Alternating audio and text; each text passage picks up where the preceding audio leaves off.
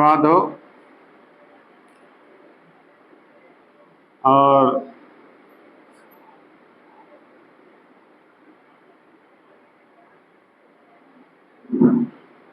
हम धन्यवाद देते हैं कि उसने आज के दिन को हमें दिया है। और जबकि हम पिछले समय प्रभु यीशु मसीह के नाम में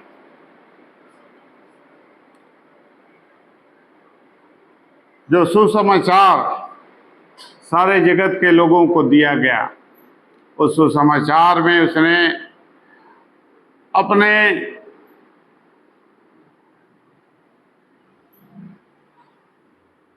भविष्यद्वक्ता यूहन्ना को भेजकर मन फिराने की आज्ञा दी। जंगल में इस बात का उसने प्रचार किया, इस संसार में इस बात का उसने प्रचार किया सारे जगत में सबसे पहले। और जब उसने मन फिराने के विषय में शिक्षा दी, प्रभु के मार्ग को बताया कि मनुष्य कैसे अपने मन में उस मार्ग को तैयार करे, इस संसार में इस जंगल में रहते हुए कैसे वह अपने मन को तैयार करे। फिर से प्रभु यीशु मसीह उसी मन के विषय में और मन को ठीक करने के लिए फिर से आज्ञा देता है। किसे देता है? वह अपनी कलीसिया को आज्ञा देता है। कलीसिया के विषय में वह कहता है कि उसे मन फिराने की जरूरत है। पहले उसने जगत के लोगों को आज्ञा दी और उसके द्वारा लोग परमेश्वर से जुड़ गए, परमेश्वर से मेल किए, लेकिन उनका मन उनसे अलग था, नहीं जुड़ा हुआ था। और वे आज तक किसी परिस्थिति में लोग रहते हैं कि उनका मन परमेश्वर से जुड़ा नहीं होता है। और कलीसिया के लोगों के मन भी परमेश्वर से मेल नहीं खाते। और इस बात को बताने के लिए प्रभु यीशु मसीह ने यूहन्ना को चुना और बताया दर्शन के द्वारा। उसे दर्शन देकर पतमुस के टापू में उसने यूहन्ना को, जो उसका चेला था, यीशु के नाम की गवाही के कारण और प्रभु यीशु मसीह और परमेश्वर के वचन के कारण वह पतमुस के टापू में कैद था। जेल की हवा उसे खानी पड़ी, वहां पर उसे कैद किया गया। और वहीं पर कैदी अवस्था में परमेश्वर ने स्वर्ग से अपने अभिषिक्त प्रभु यीशु मसीह के वचन को दर्शन के रूप में उसे दिखाया और बताया भी। और यह वचन उसने सबसे पहले कलीसिया के विषय में दिया। सारे संसार में जो लोग परमेश्वर के घर के लोग हैं, कलीसिया अर्थात परमेश्वर का घर, और परमेश्वर के घर के लोग कलीसिया कहलाते हैं। तो उन सारी कलीसियाओं के विषय में परमेश्वर ने हिदायत दी, उन्हें सचेत किया। और क्या सचेत किया? प्रकाशित वाक्य 2 अध्याय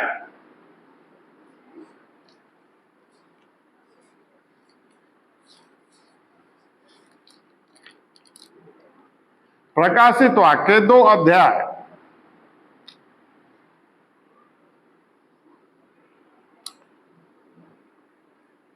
पढ़िए। इफिसुस की कलीसिया के दूत को यह लिख, इफिसुस की कलीसिया के दूत को यह लिख, परमेश्वर अपने वचन को इस प्रकार से देता है। इफिसुस के कलीसिया के विषय में और कलीसिया को अपने उस वचन को, अपने उस दर्शन को देने के लिए परमेश्वर क्या कहता है कि उसके दूत को लिख, मतलब उस कलीसिया के ऊपर एक प्रधान है, वह स्वर्ग का प्रतिनिधि है, स्वर्ग की ओर से है, परमेश्वर की ओर से है, जिसे प्रभु यीशु मसीह ने ठहराया है। और उस दूत को वह अपने वचन को देता है कि वह अपना उस वचन जिसे वह देता है उस कलीसिया तक पहुंचाए, कलीसिया के लोगों तक पहुंचाए। और वह क्या कहता है? जो सातों तारे अपने दाहिने हाथ में रखता है और सोने की सातों दीवटों के बीच में फिरता है, और सोने की सातों दीवटों के बीच में फिरता है। ये प्रभु यीशु मसीह है जो सातों तारे अपने हाथ में लिए हुए है। ये 7 तारे वे 7 कलीसिया हैं। उस कलीसिया के 7 दूत हैं जिसे परमेश्वर ने ठहराया है। ये आत्मिक प्राणी हैं, ये स्वर्गदूत हैं जिसे परमेश्वर ने 7 कलीसियाओं की निगरानी के लिए, उसकी देख रेख करने के लिए और उन्हें चलाने के लिए कि वे कैसा चलते हैं, कैसी चाल चलते हैं, क्या करते हैं, क्या नहीं करते हैं, उन सब का लेखा जोखा और वह हिसाब वह दूत रखता है। और सब वह कलीसिया परमेश्वर के अधीन है, क्योंकि वह उसका घर है। और दूसरी बात ये बताता है कि वह सोने की 7 दीवटों के बीच में चलता फिरता है। प्रभु यीशु मसीह सोने की 7 दीवटों के बीच में चलता फिरता है, अर्थात प्रभु यीशु मसीह ही है जो कलीसिया में चलता फिरता है। चाहे वह कलीसिया कहीं की भी हो, वह कलीसिया किसी भी प्रकार की कलीसिया हो, 2 या 3 की हो या अधिक की हो, इससे प्रभु यीशु मसीह को कोई फर्क नहीं पड़ता। लेकिन वह उन 7 कलीसिया लीड करने वाली वे 7 कलीसिया हैं। मुख्य बात यह है कि उन 7 कलीसियाओं में 7 प्रधान हैं और वे 7 प्रधान हैं जो स्वर्गीय हैं, उनके नियंत्रण में सारे संसार के कलीसिया हैं। और उन वहां से लेकर उन सारे लोगों के बीच में जो कलीसिया के लोग हैं, परमेश्वर के घर के लोग हैं, जो परमेश्वर की स्तुति आराधना करते हैं, परमेश्वर की महिमा करते हैं, परमेश्वर के लिए वे सब काम करते हैं अपने जीवन में, वे परमेश्वर को सामने रखकर और अपने जीवन को उसके सामने रखकर चलते फिरते हैं। उनका सारा काम परमेश्वर के सामने खुला होता है, वे अपनी सारी बातों को उसके सामने रखते हैं और इसीलिए वे लगातार प्रार्थना भी करते हैं। तो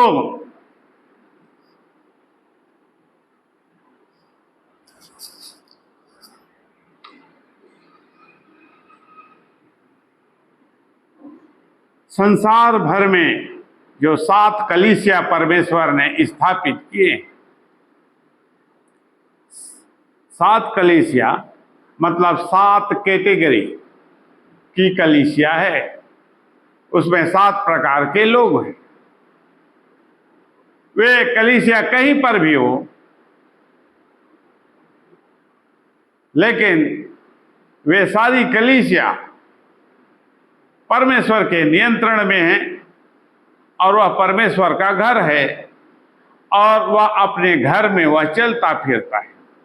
परमेश्वर अपने घर में चलता फिरता है, तो परमेश्वर से मिलने के लिए हमें कहाँ जाना चाहिए? परमेश्वर के घर में, और वह हमें वही मिलता है। यदि हम बाहर हैं तो उस घर में प्रवेश करें।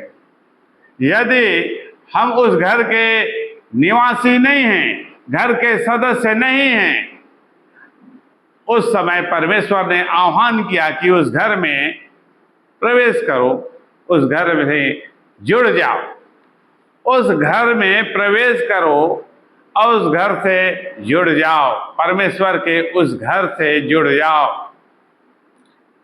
और अब इस समय परमेश्वर दूसरी बात कहता है, उन लोगों से कहता है जो उस घर के निवासी हैं, उस घर में रहने वाले लोग हैं,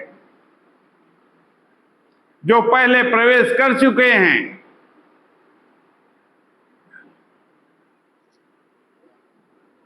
वे परमेश्वर की संतान है, परमेश्वर के लोग।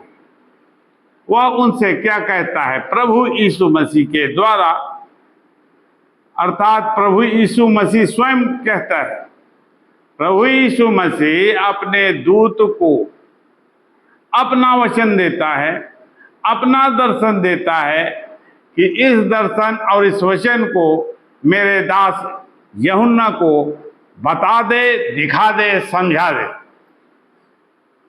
और वह जाकर कलीसिया में इसे सिखा दे, उसे बता दे। अर्थात इन प्रक्रियाओं से होते हुए परमेश्वर बातें करता है। उसने डायरेक्ट बात नहीं की।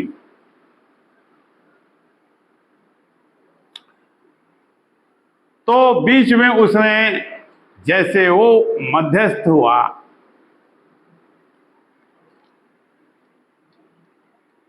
वहां अपने संतान को, जिसे उसने चुन लिया है, अपने वचन, अपने भेद, अपने दर्शन को पहुंचाने के, वह उस मनुष्य को मध्यस्थ बना देता है।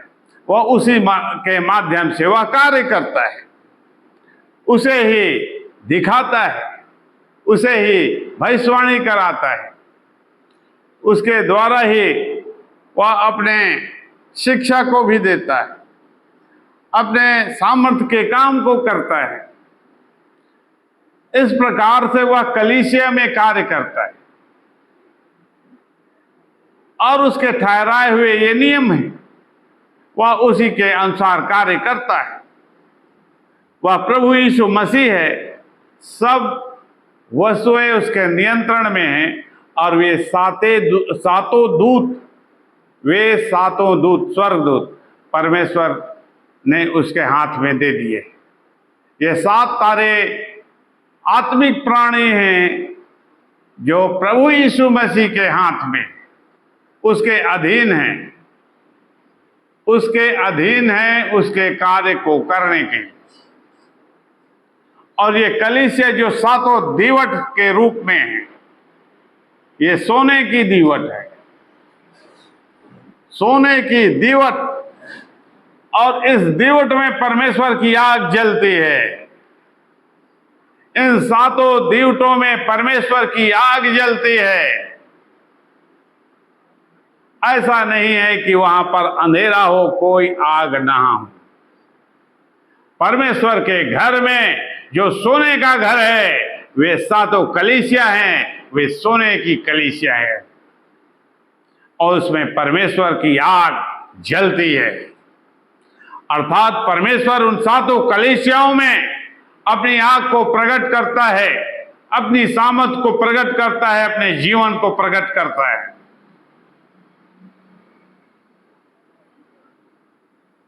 जबकि वह इन सारी कलीसियाओं में चलता फिरता है, बाहर नहीं चलता है।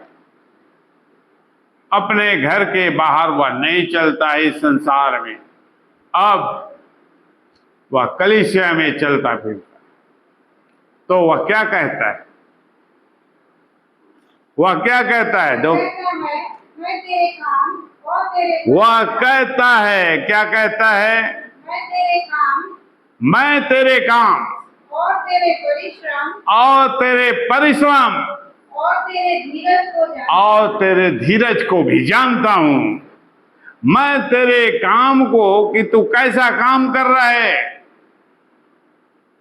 तेरे परिश्रम को भी जानता हूं कि कैसे, कितना तू मेहनत कर रहा है।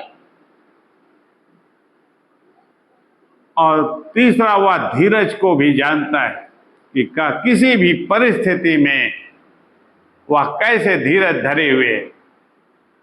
जो धीरज नहीं धरता वो क्या करता है कि मेरे स्वामी के आने में तो अभी देर है, या तो वह चला जाएगा, वापस लौट जाएगा, या जो उसके अधीन में है, जो उसके अंडर में परमेश्वर ने रखे हैं, उसे मारने पीटने लगेगा और वह गलत काम भी करने लगे।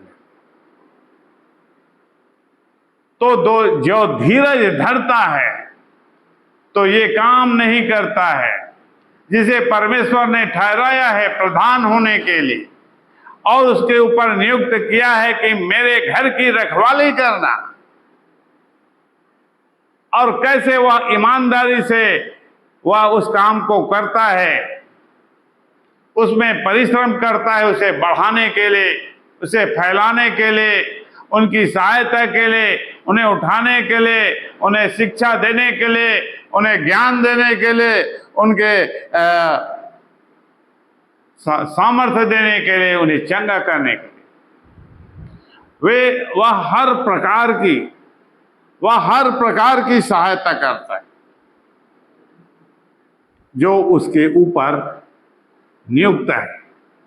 मैं तेरे काम को, तेरे परिश्रम को और तेरे धीरज को जानता हूं। लेकिन और क्या कहता है? और यह भी कि तू बुरे लोगों को देख नहीं सकता, और यह भी जानता हूं कि तू बुरे लोगों को देख नहीं सकता, और जो अपने आप को प्रेरित कहते हैं, और जो अपने आप को प्रेरित कहते हैं और है नहीं, उन्हें तूने परख कर झूठा पाया।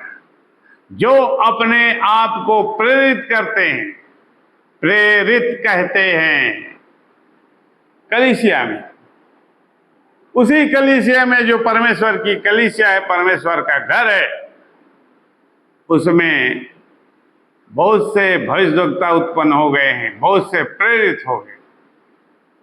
और ऐसे प्रेरित और भविष्यवक्ता हैं जो अपने आप को क्या कहते हैं? प्रेरित, स्वघोषित प्रेरित है, स्वघोषित भविष्यवक्ता है। वे अपने पहचान कैसे बताते हैं? मैं भविष्यवक्ता हूं, मैं प्रेरित हूं। और उस संस्था ने प्रेरित या अध्यक्ष या उसे महान रूप में महान पदवी भी दे दी है। कई संस्थाओं ने उन्हें बड़ा पद दे दिया है, लेकिन उसका मन ऐसा नहीं है, वह व्यक्ति ऐसा नहीं है, प्रेरित होने के योग्य नहीं है, भविष्यवक्ता के होने के योग्य नहीं है, अध्यक्ष होने की ये योग्य नहीं है, परमेश्वर के घर का वह अधिकारी बनने के लायक नहीं है। तो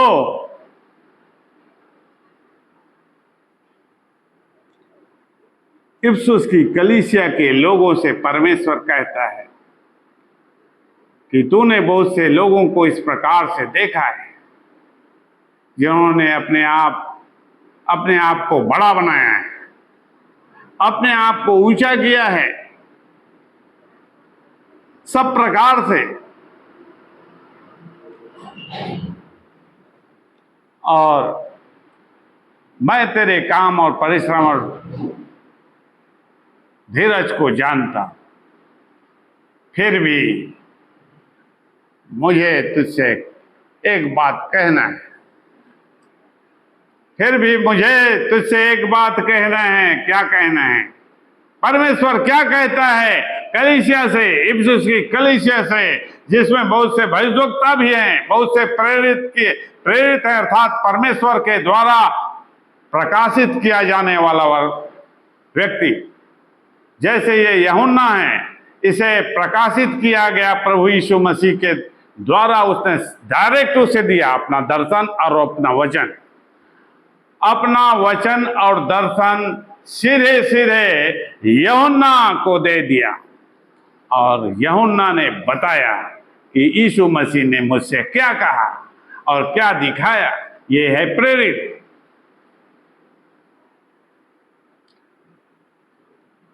वह क्या कहता है इफिसुस की कलीसिया से? और मुझे तेरे विरुद्ध यह कहना है कि तूने अपना पहला सा प्रेम छोड़ दिया है। तूने अपना पहला सा प्रेम छोड़ दिया है। परमेश्वर इस बात को सामने रखता है, उस कलीसिया के उस दोष को सामने रखता है, कलीसिया की उस गलती को सामने रखता है। तूने अपना पहला सा प्रेम छोड़ दिया है, प्रेम छोड़ दिया है। परमेश्वर की संतान, परमेश्वर के लोग, परमेश्वर जिस पर अनुग्रह करता है, जिसने उसे अपने घर में शामिल किया है, उसकी सारी व्यवस्था की है, वह उनके बीच में चलता फिरता है, वह उनकी सुधि रखता है, उसकी हर बात की, उसके सारे अन्न जल की, उसके जीवन की उनकी सुधि रखता है। वह शिकायत करता है, उस पर दोष लगाता है कि तूने अपना पहला सा प्रेम छोड़ दिया, तूने अपना पहला सा प्रेम छोड़ दिया।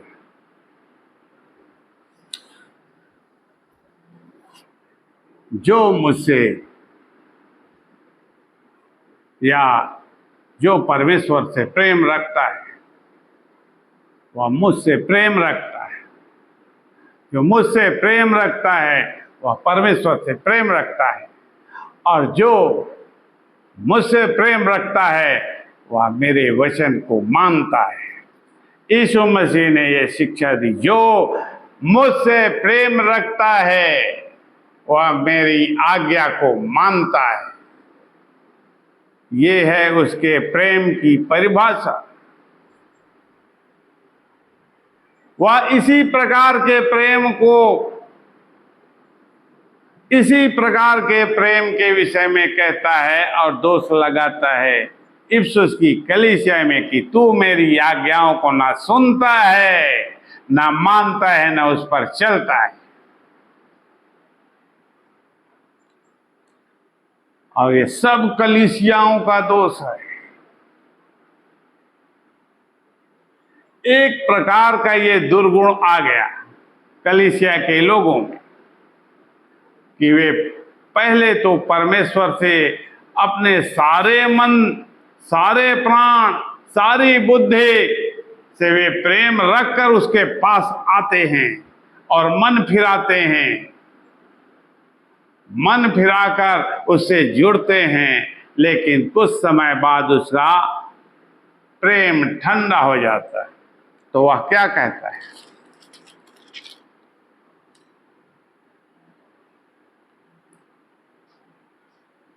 इसलिए स्मरण कर कि तू कहाँ से गिरा है इसलिए तू स्मरण कर कि तू कहाँ से गिरा है और मन फिरा और मन फिरा और पहले के समान काम कर। और पहले के समान काम कर और पहले के समान काम कर और पहले के समान काम कर। मेरी आज्ञा को पहले के समान मान। मेरी आज्ञा पर या मेरे वचन पर पहले के समान चल और उस कारण को देख, क्योंकि कारण को नहीं देखेगा तो निराकरण उसका तू नहीं करेगा और तेरे जीवन में मार्ग ठीक नहीं होंगे, रास्ते ठीक नहीं होंगे यदि तू उस कारण को नहीं देखेगा। कारण को देखेगा तब मन फिर आएगा। इसलिए तुझे कारण को देखना जरूरी है। किस कारण से तूने अपना पहला सा प्रेम छोड़ दिया? क्या किया तूने? किसके पीछे तू पड़ गया? कौन तेरे मन में बस गया? किस बात के पीछे तू अब चलने लगा? तूने मुझे छोड़ क्यों दिया? मेरे वचन से तू अलग हो गया, मेरे अनुग्रह और प्रेम से अलग हो गया। वह कौन सी बात है? वह कौन सा कारण है? तेरे जीवन में घटित ऐसा क्या घटित हुआ है? तो कलीसिया के लोगों को देखने के लिए बोलता है, अपने जीवन को, अपने मन को जांचने के लिए कहता है। जब तक एक व्यक्ति अपनी जांच स्वयं नहीं करेगा तब तक वह नहीं पाएगा कि मैंने ऐसा क्या गलती कर दिया। अपनी जांच यदि वह नहीं करता है तो वह कभी नहीं जान पाएगा कि मैंने क्या गलती कर दी।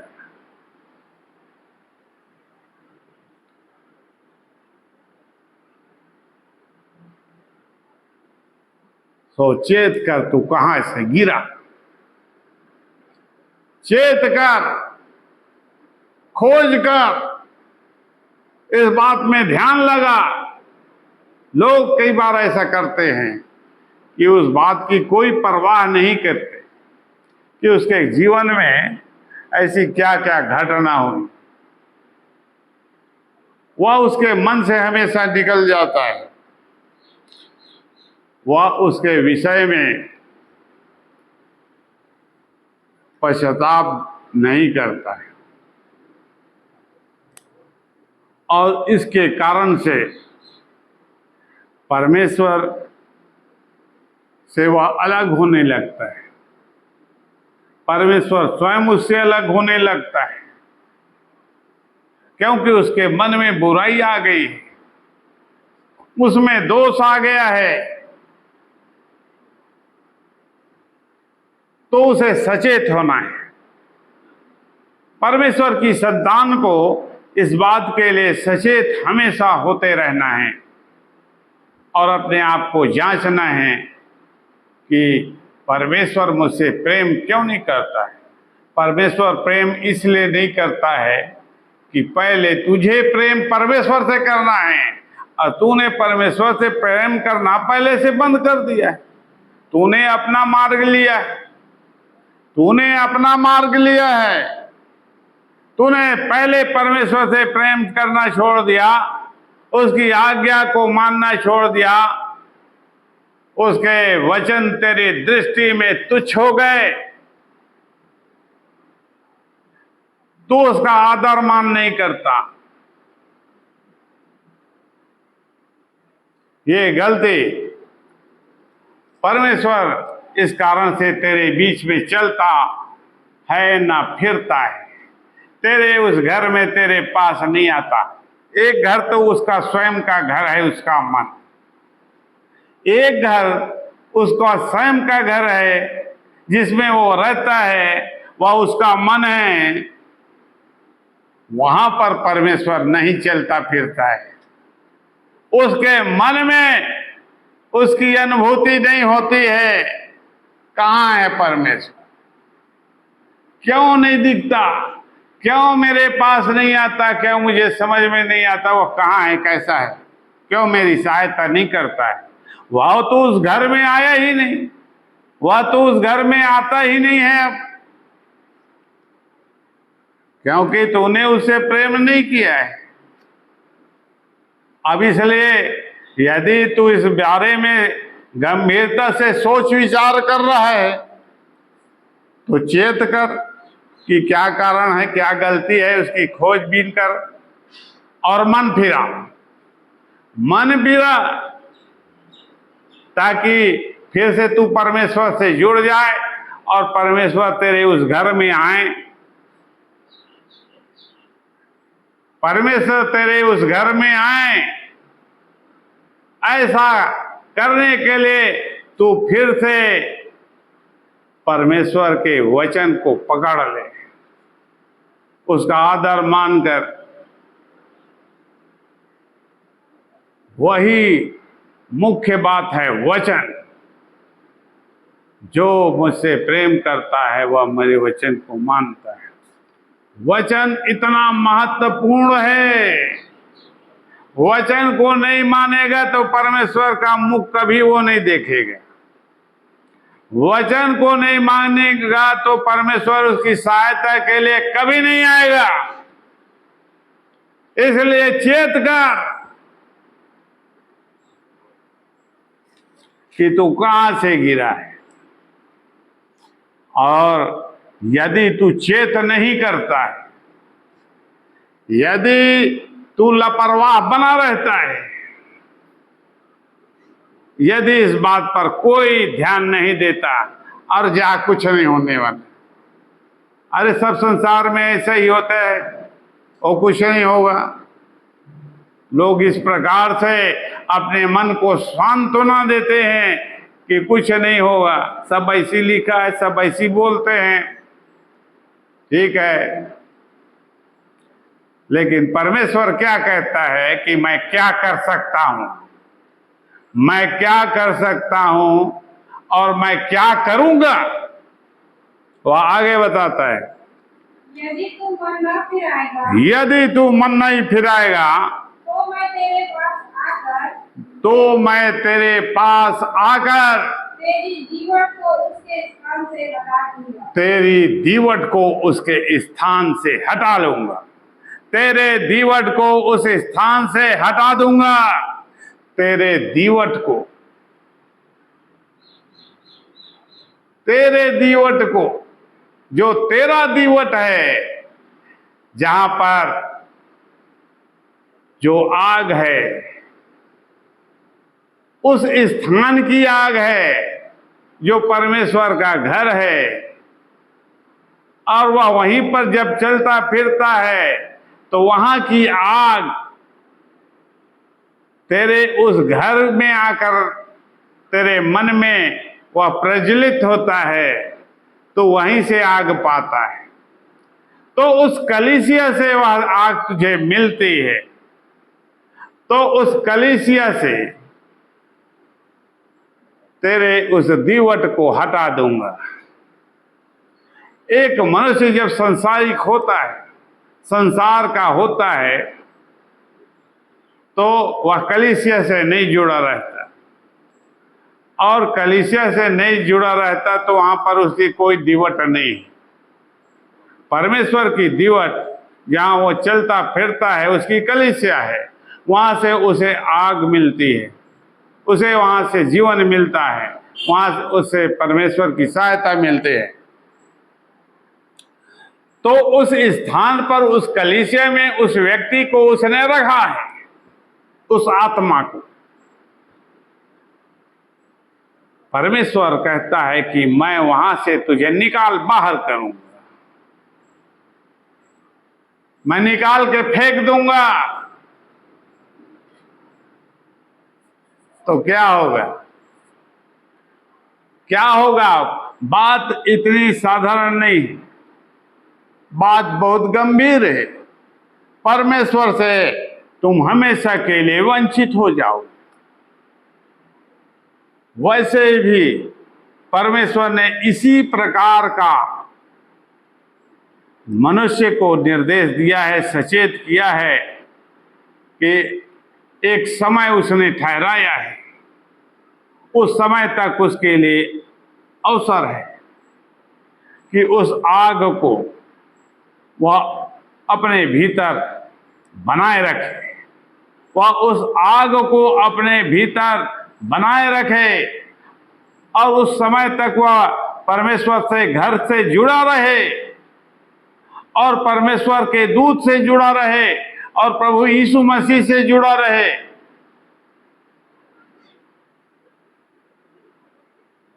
तब तक जब तक कि आखिरी फैसला ना आ जाए।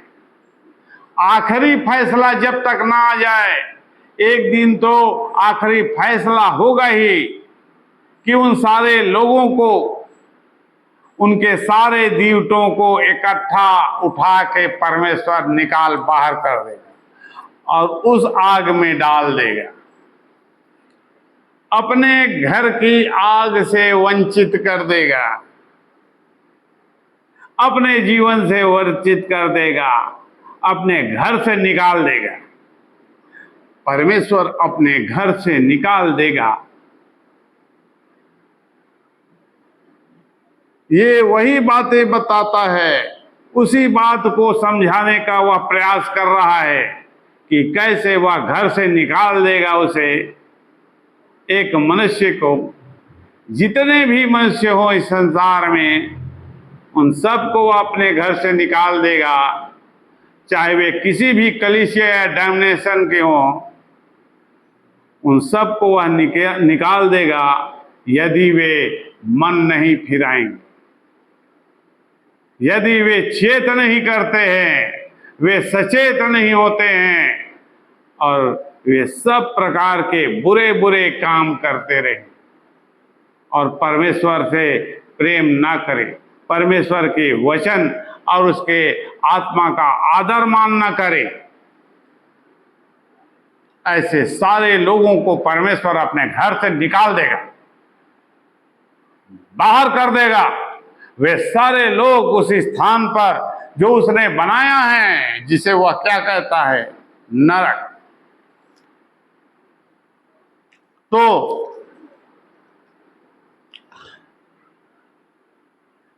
वह क्या कहता है, यिर्मयाह 2 अध्याय। एक मनुष्य जब मन फिराता, प्रारंभिक रूप में जब कलीसिया में पहले पल जुड़ता है, तब उसके मन में बहुत उत्साह होता है। तो उस उत्साह के समय में वह कुछ भी करने के लिए तैयार हो जाता है। यिर्मयाह 2 अध्याय 2 पद। जा और यरूशलेम में पुकार कर यह सुना दे, यहोवा यह कहता है, तेरी जवानी का स्नेह, तेरी जवानी का स्नेह और तेरे विवाह के समय का प्रेम, और तेरे विवाह के समय का प्रेम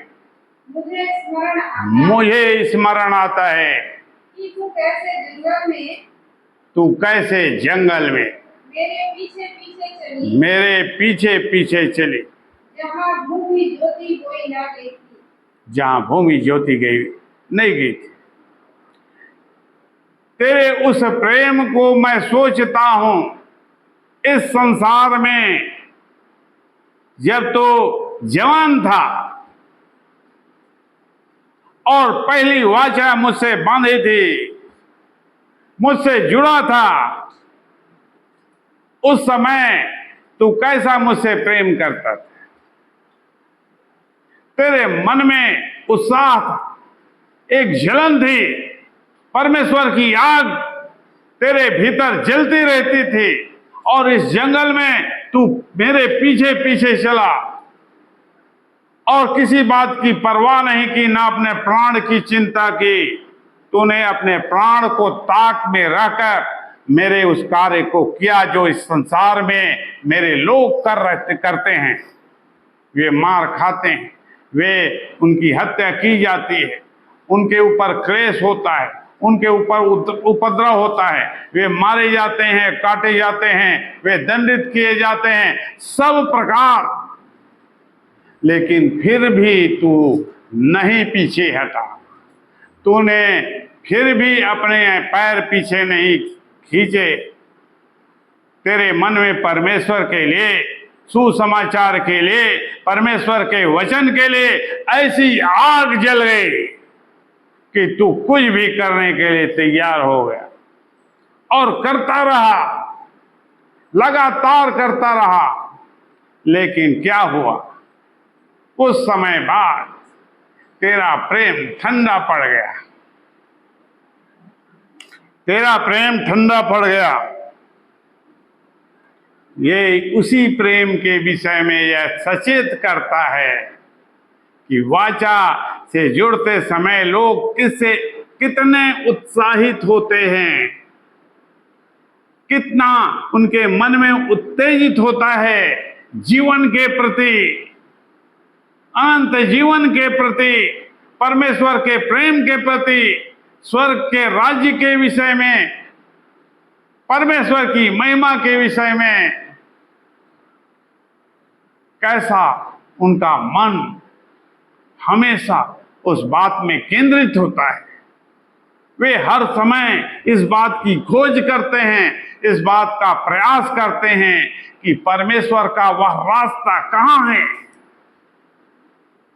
जीवन का वह रास्ता कहां है, परमेश्वर के उस जीवन में, जीवन के विषय में जिसमें उसकी सामर्थ है, वह कहां है। वे सब बातों की खोज करते हैं तन मन लगाकर, और खोज करते रहे। लेकिन समय के साथ क्लेश के कारण और उन बातों के कारण जो उसके जीवन में लालसा के कारण घटित हुई,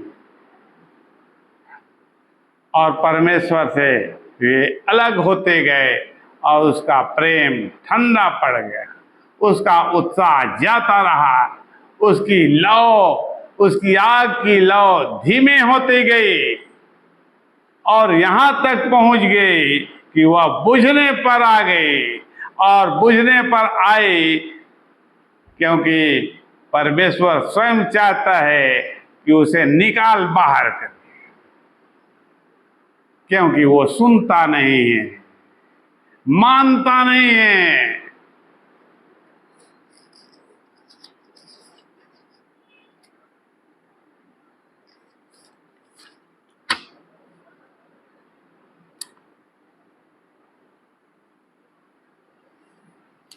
इब्रानी 10 अध्याय 12 पर,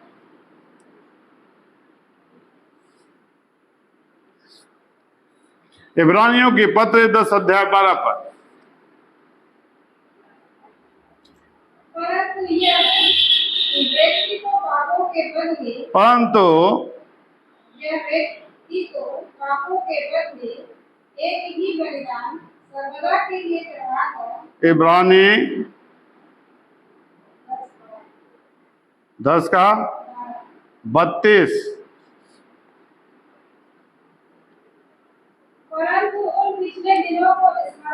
परंतु उन पहले दिनों को स्मरण करो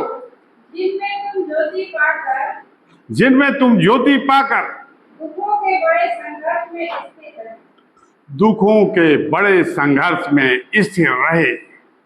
दुखों के बड़े संघर्ष में स्थिर रहे। तुम्हारे ऊपर बड़ी बड़ी विपत्ति आई, बड़ी बड़ी समस्या आई, बड़े बड़े रोग आए और बड़े बड़े शत्रुओं ने आक्रमण किया।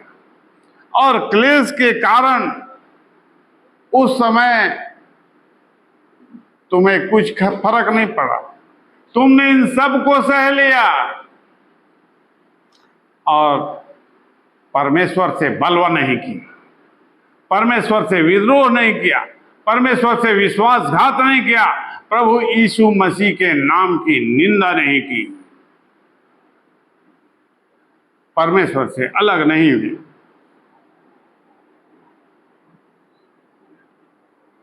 परंतु कभी कभी तो तुम निंदा और क्लेश सहते हुए तमाशा बने और कभी कभी यूं कि तुम उनके साथी हुए, कभी कभी तो तुम्हारे ऊपर दुख और तकलीफ इतनी बढ़ गई कि संसार में हर समय तुम्हें निंदा का सामना करना पड़ा, निंदित होना पड़ा प्रभु यीशु मसीह के नाम के कारण। प्रभु यीशु मसीह के नाम के कारण क्लेश को सहना पड़ा और स्थिति यहां तक आ गई कि तुम तमाशा ठहरे, जगत के लोगों के सामने जगत तमाशा ठहर गए। लोगों ने तुम्हें तमाशा की वस्तु बना दी।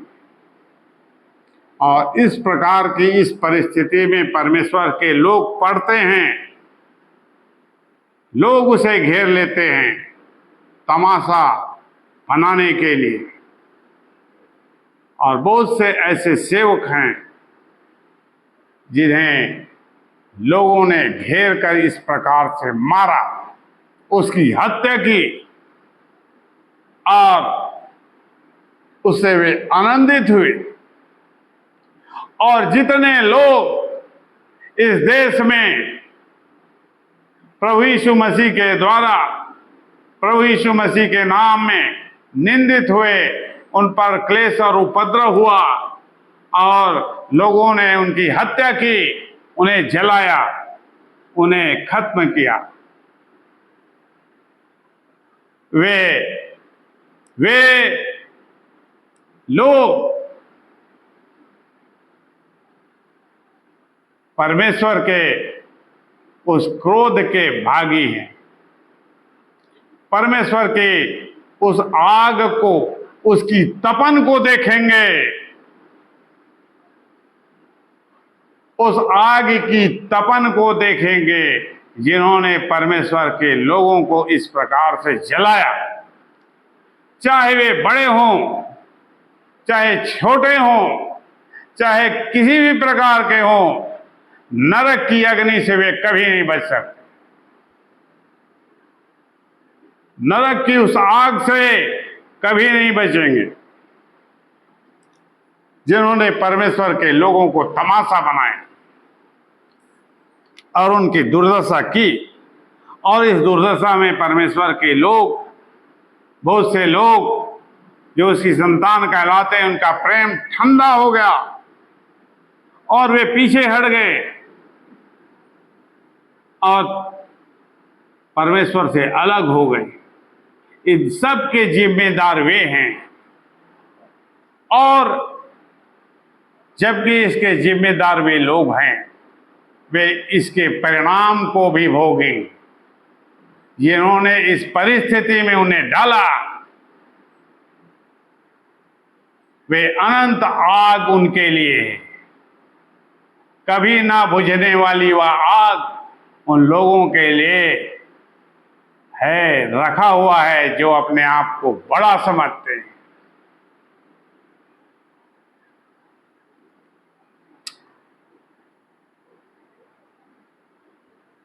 प्रेरितों के काम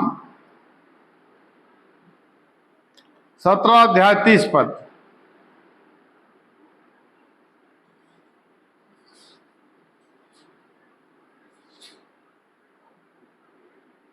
इसलिए परमेश्वर ने अज्ञानता के समयों पर ध्यान नहीं दिया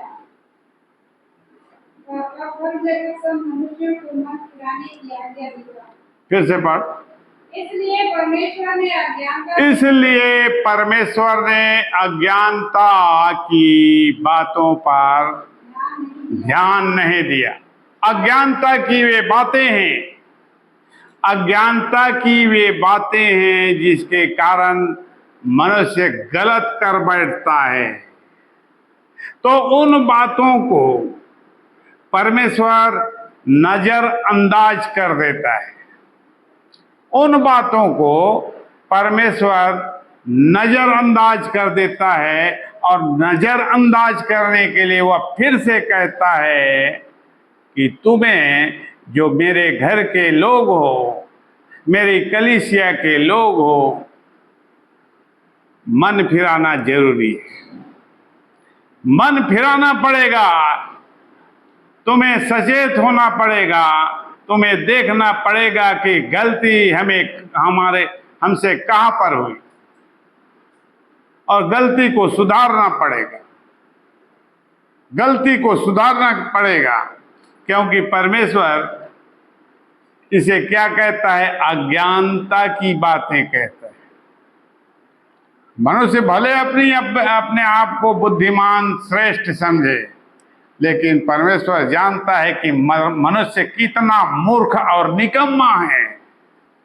मनुष्य कितना मूर्ख और निकम्मा है। वह एक काड़ी को, एक लकड़ी के टुकड़े को, माचिस की काड़ी को एक स्थान से सरका कर दूसरे स्थान पर नहीं रख सकता। इतना मूर्ख और निकम्मा है। परमेश्वर उसे बताता है,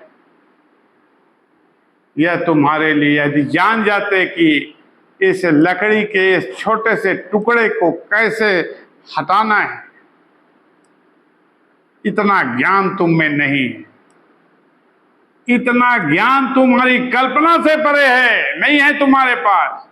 यदि होते तो हटा कर दिखा दो। एक बाल को यीशु मसीह ने कहा,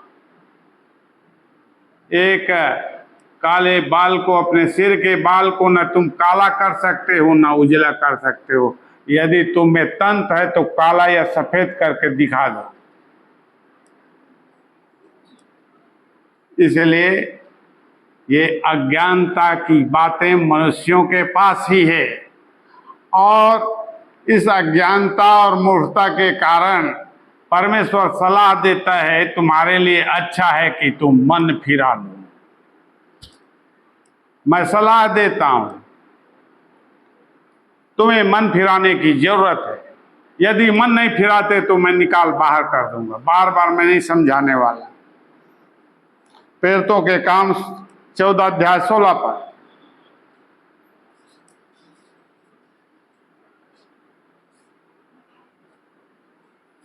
उसने बीते समयों में सब जातियों को अपने अपने मार्गों में चलने दिया। बीते समय में उसने सब जाति के, सारे जगत, सारे संसार के लोगों को अपने अपने मार्ग पर चलने की अनुमति दे दी थी कि तुम मूर्ख हो, अज्ञानी हो, अब तुम्हें जैसा सोचता है वैसा करते रहो, मेरे क्या करना है, लेकिन मैं ठीक समय में तुम्हें ज्ञान दूंगा।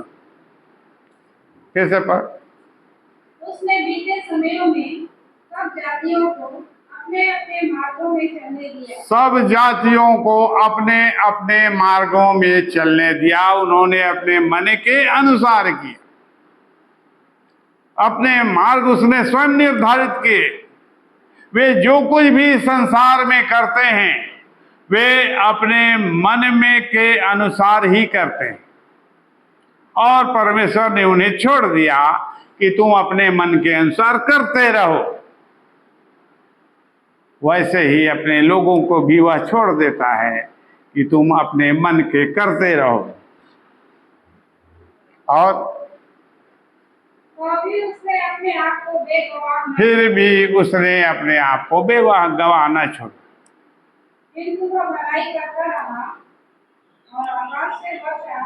फिर भी परमेश्वर भलाई करता है और मनुष्यों की सहायता करता है, उसका उपकार करता है, छुटकारा करता है। प्रेरितों का काम 17 अध्याय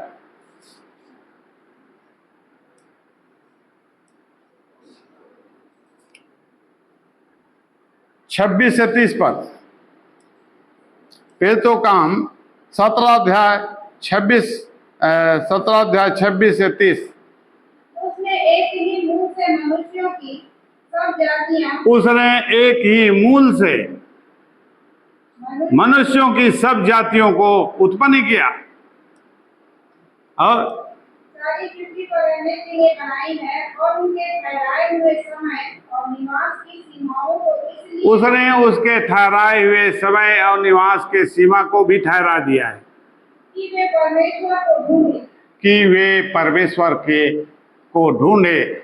उनके लिए एक नियम बना दिया है एक सीमा बना दिया है और एक नियम ठहरा दिया है। और यह सब कुछ उसने ये इसलिए किया है कि वे परमेश्वर को ढूंढें, पसीना बहाएं, मेहनत करें, क्योंकि उन्होंने अपने मन की और मनमानी किया। अब वे अपने मार्गों पर चले और अपने अपने मार्ग पर चलते रहे, लेकिन अब यदि उसे परमेश्वर को पाना है, परमेश्वर की भलाई को पाना है, परमेश्वर के जीवन को पाना है, तो परमेश्वर ने उसके सामने अपने नियम और वचन और सीमा सब कुछ निर्धारित कर दिया है कि मनुष्य बिना खोजे, बिना परिश्रम किए, जैसे लोग खाने को नहीं पाते हैं, वह जीवन को कैसे पा जाएगा। बिना परिश्रम करे, बिना मेहनत करे, वह जीवन को कैसे पाएगा, स्वर्ग के राज्य को कैसे पा जाएगा। क्या वह खाने की वस्तु है कि एक झटके में वह उसे निगल जाए? बिल्कुल नहीं, वह खाने की वस्तु नहीं है जब तक वो पसीना नहीं बहाएगा, जब तक परिश्रम नहीं करेगा, जब तक कि परमेश्वर के उस नियम को नहीं खोजेगा, वह उसके मार्ग को नहीं पाएगा। आगे, कदाचित उसे टटोल कर पाएं तो भी वह हम में से उसी से दूर नहीं। कदाचित वे उसे किसी भी प्रकार से परिश्रम करते करते, प्रयास करते करते उन्होंने पा लिया। किसे पा लिया? प्रभु यीशु मसीह को या परमेश्वर को। लेकिन परमेश्वर बताता है कि वह यद्यपि उसे खोजना इतना कठिन है, इतना परिश्रम से भरा हुआ है, इतना हमारे लिए वह दुभर कार्य हो जाता है, लेकिन परमेश्वर ये बताता है कि वह हमारे से दूर नहीं है, वह हमारे एकदम निकट है, हमारे एकदम निकट है। वह कौन? परमेश्वर और यीशु मसीह एकदम निकट है, और हम सारे संसार में खोज रहे हैं उसे, दुनिया भर का परिश्रम कर रहे हैं। परमेश्वर यही चाहता है कि लोग भटकते रहें, परिश्रम करते रहें, जब तक कि उसका मन सीधा ना हो जाए, जब तक उसका मन सीधा ना हो जाए। लेकिन वह दूर नहीं है, वह हमारे आंखों के सामने है, वह हमारे दूर नहीं है, हमसे दूर नहीं है। परमेश्वर जबरन उसे घुमा रहा है, चक्कर लगवा रहा है, जबकि वह हमारे सामने है और उसमें किसी भी प्रकार के परिश्रम या मेहनत करने की जरूरत नहीं।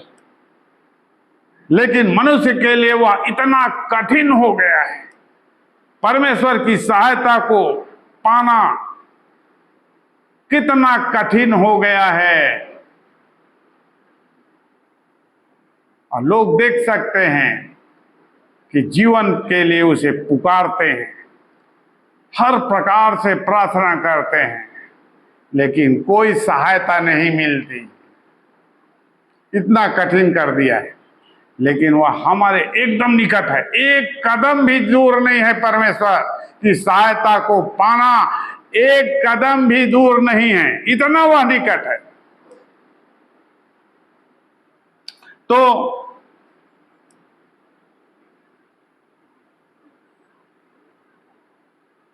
ये सब कारण है। एक आखिरी वचन देख लेते हैं, फिर तो इब्रानी 10 अध्याय 32 पर। इब्रानी 10 अध्याय 32 पर। परंतु उन पिछले दिनों को स्मरण करो जिनमें तुम ज्योति पाकर, पिछले दिनों को स्मरण करो जब तुम ज्योति पाकर दुखों के के बड़े संघर्ष में स्थिर रहे। दुखों के बड़े संघर्ष में स्थिर रहे, दुखों के बड़े संघर्ष में स्थिर रहे। उन बातों को स्मरण करो, याद करो कि तूने कैसा जीवन जिया है।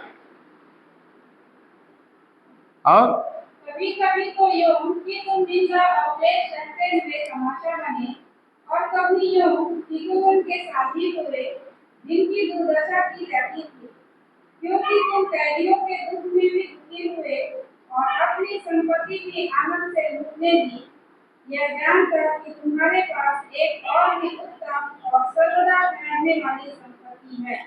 बस तुम्हारे पास एक उत्तम और सदा ठहरने वाली संपत्ति है। यद्यपि तुमने इस संसार में, इस जंगल, हर प्रकार के उपद्रव, क्लेश, दुर्दशा, निंदा, मार, गाली सब कुछ सहा, हर प्रकार की विपत्ति, और तूने क्यों सहा इसे? क्योंकि तुम्हारे पास, तुम्हारे मन में क्या है? एक उत्तम आशा है, सदा ठहरने वाली आशा। उस आशा के लिए आदमी ने कितना अपने जीवन को दुभर बनाया। उस आशा की हुई वस्तु को पाने के लिए मनुष्य को क्या क्या नहीं करना पड़ेगा, क्या क्या नहीं करना पड़ता है, उसे समझने की जरूरत है। यह इतना आसान नहीं है। मसीही जीवन आसान नहीं है, यह स्वर्गीय जीवन है। और जितने प्रकार के संकट मनुष्य या उसकी संतान सहता है, या इसलिए सहता है कि वह उस आशा की हुई वस्तु को पा जाए, ताकि वह हमेशा के लिए उसके जीवन से दुख का अंत हो जाए, वह जीवन से बढ़ जाए।